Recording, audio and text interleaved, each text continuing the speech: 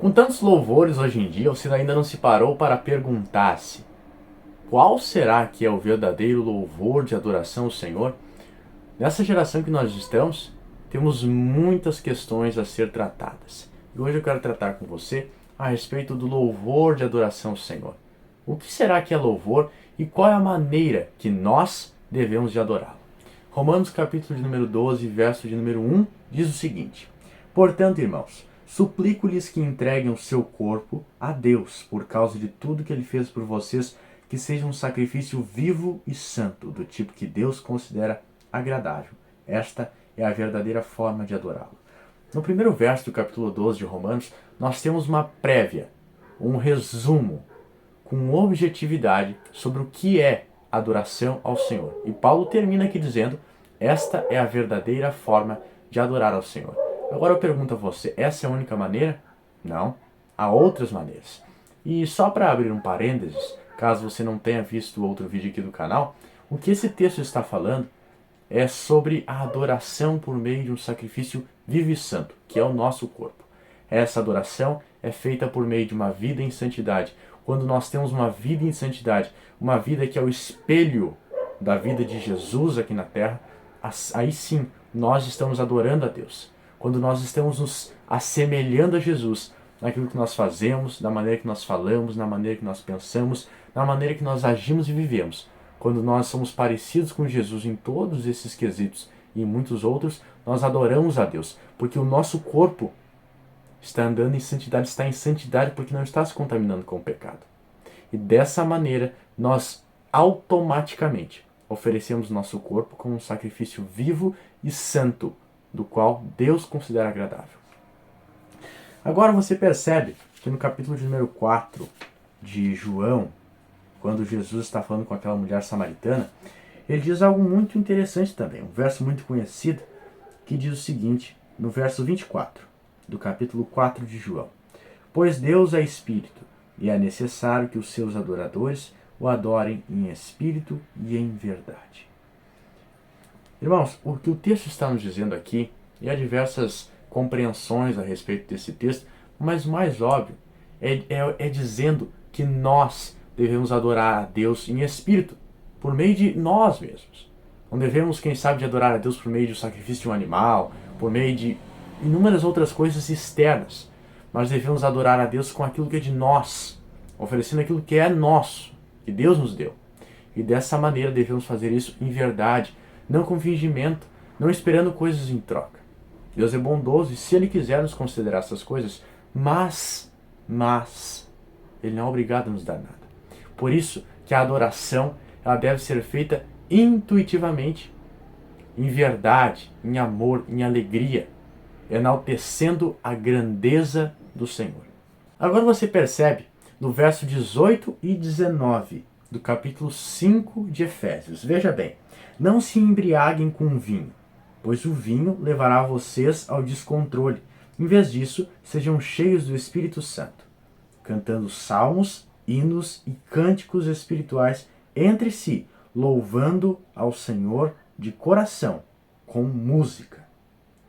Você percebe que versos lindos, e são versos que nos dão um entendimento muito maior sobre a adoração ao Senhor. Você pode ver aqui que no verso 18, Paulo começa dizendo que nós não devemos nos encher de bebidas, principalmente bebidas que vão nos levar ao descontrole. Em vez disso, devemos de ser cheios do Espírito Santo. E Paulo dá uma regra, dá um meio, dá um método para isso. Que é fazendo o quê? Cantando salmos, hinos e cânticos espirituais entre si e louvando o Senhor de coração, em verdade, em espírito. Lembra? Com música. Ou seja, as maneiras que Paulo nos indica aqui que nós devemos adorar ao Senhor é com música, seja com instrumentos, é com cânticos, com falas, com palavras que enaltecem ao Senhor, com salmos também. Você percebe que até os salmos podem ser maneiras de louvar ao Senhor, não necessariamente você precisa fazer um ritmo para os salmos. Mas quando você lê aquele salmo e enaltece a Deus em alto e bom tom, você está engrandecendo e adorando ao Senhor. Vale lembrar que eu considero algo muito interessante e muito importante. Nós temos como símbolo, como significado da palavra adoração, um agradecimento a Deus. É uma música, é um louvor, é um falar de graças a Deus. É uma maneira que nós agradecemos a Deus, a adoração, por tudo que Ele fez. Irmãos, dando um parênteses aqui, é muito interessante quando você vai ao primeiro livro de Samuel e você vê o cântico, a oração de Ana, a oração barra cântico que Ana faz quando vai lá levar Samuel. Você percebe que é algo lindo e na perspectiva bíblica, porque a Bíblia apresenta aquilo ali como um louvor, como uma oração também, é um louvor, é uma música, uma sequência de palavras que enaltecem a Deus, que engrandecem a Deus. Você pode perceber que Ana, quando está orando ao Senhor, ela está dizendo as grandezas dos feitos do Senhor. Está engrandecendo Ele por tudo que Ele fez. E assim, irmão, deve ser a maneira pela qual nós devemos adorar a Deus, deve ser a maneira de como nós vamos adorar a Deus. Agora, em Colossenses, capítulo de número 13, verso de número 16, diz o seguinte, que a mensagem a respeito de Cristo Jesus, em toda a sua riqueza, preenche a vida de vocês. Ensinem e aconselhem uns aos outros com toda a sabedoria. Cantem a Deus salmos, hinos e cânticos espirituais, com o coração agradecido. Mais uma vez, Paulo, em uma de suas cartas, descreve a maneira pela qual nós devemos adorar a Deus. Por meio de hinos, por meio de salmos, por meio de cânticos espirituais com um coração agradecido.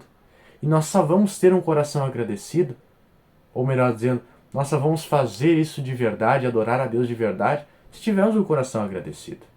Nós vamos adorar a Deus por instinto, por intuição, por vontade própria, quando nós, de fato, estivermos gratos por tudo que Deus fez por nós. Irmão, irmã, Deus fez tantas coisas por nós, nos concedeu tantas dádivas, tantos presentes.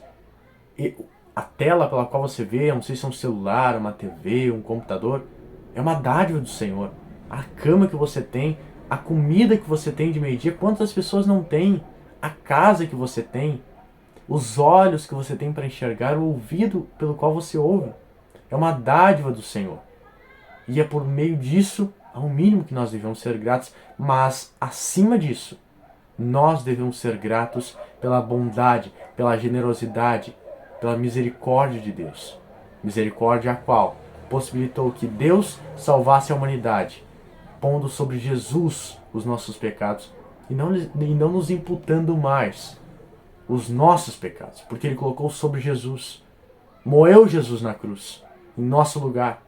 E é por isso que nós devemos ser gratos a Deus, por causa de toda a bondade de Deus em nos salvar por meio de Jesus Cristo. E o que é uma música de adoração ao Senhor? Lendo todos esses versos que eu e você lemos aqui, eu creio que nós podemos concluir sim o que é uma adoração ao Senhor.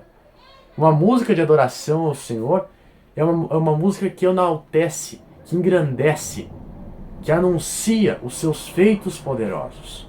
Eu não sei se você escuta ou não, mas sinto-me na necessidade de dizer.